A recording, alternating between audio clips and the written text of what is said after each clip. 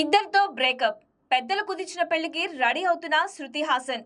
లోకనాయకుడు కమల్ హాసన్ కుమార్తెగా ఇండస్ట్రీలో అడుగుపెట్టిన శృతి హాసన్ నటిగా మాత్రమే కాదు, సింగర్, మ్యూజిక్ కంపోజర్గా కూడా తన టాలెంట్ ప్రూవ్ చేసింది.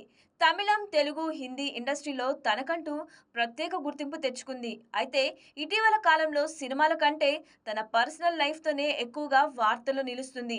చివరిసారిగా రజనీకాంత్ నటించిన కూలీలో కనిపించిన శృతి అప్పటి నుంచి కొత్త ప్రాజెక్టు విషయంలో కాస్త సైలెంట్గా ఉంది.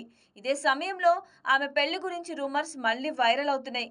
గతంలో కొన్ని రిలేషన్షిప్స్ బ్రేకప్తో ముగియగా ఇప్పుడు అరేంజ్డ్ మ్యారేజ్కి ఓకే చెప్పిందన్న టాక్ కాలీవుడ్లో వినిపిస్తుంది.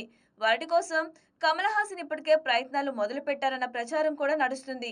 అయితే ఇవన్నీ ఇంకా రూమర్స్ మాత్రమే, ఎలాంటి అధికారిక క్లారిటీ లేదు.